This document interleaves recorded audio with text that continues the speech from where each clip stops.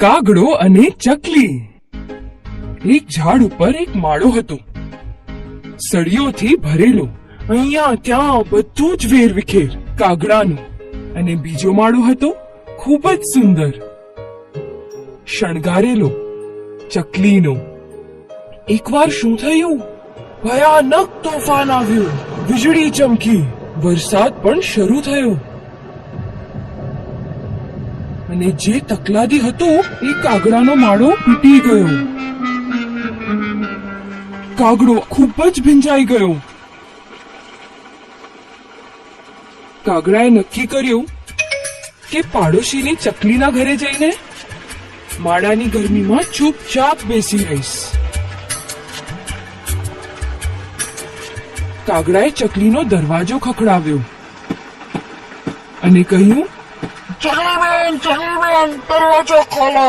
ચકલીબેને કહ્યું, કાગડાભાઈ, જરા ઉભા રહો, હું મારા પપ્પુને નવડાવી રહી છું. કાગડો થોડીક વાર ઉભો રહ્યો અને ફરીથી કહ્યું, ચકલીબેન, દરવાજો ખોલો. ચકલીબેને કહ્યું, જરા ઉભા રહો ને કાગડાભાઈ, હું મારા પપ્પુને કપડાં પહેરાવી રહી છું. થોડી વાર પછી કાગડાએ ફરીથી દરવાજો ખખડાવ્યો. ચકલીબેન, જરા જલ્દી દરવાજો ખોલો ને. ચકલીબેને કહ્યું, ઉભા રહો ને જરા, હું મારા પપ્પુને કાળો ટીક્કો લગાવી રહી છું. પણ બહાર કાગડો વરસાદમાં આખો ભીંજાઈ ગયો હતો. એ ઠંડીથી ધ્રુજી રહ્યો હતો. એ ફરીથી બોલ્યો, ચકલીબેન, દરવાજો ખોલો. વરસાદમાં ભીંજાઈને હું ઠંડીથી ધ્રુજી રહ્યો છું.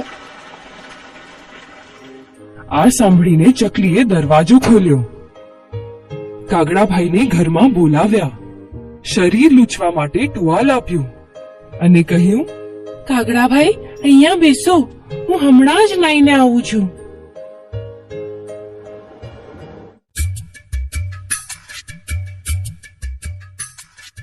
કાગડાભાઈને રસોડામાંથી ખીર રાંધવાની સુગંધ આવવા લાગી.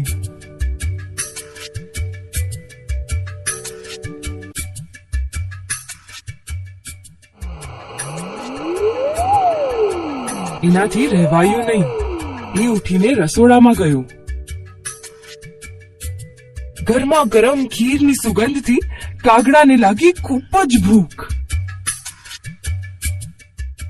અને પછી શું? એણે બીજું કંઈ જ ન વિચાર્યું. એણે ખીર ચટ કરી નાખી. નાઈને આવીને ચકલીબેને જોયું કે પપ્પુને ખવડાવવાની ખીર કાગડાભાઈએ પૂરી કરી નાખી. અને એને ખૂબ જ ગુસ્સો આવ્યો.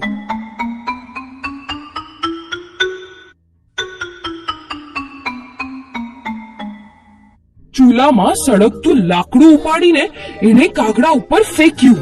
કાગડાની પૂંછડી પર સળગતું લાકડું પડવાથી એની પૂંછડી બળી ગઈ અને એ ભાગી ગયું. મારી પૂંછડી બળી ગઈ. ચકલીબેનની ખીર ખાધી, પૂંછડી બળી ગઈ.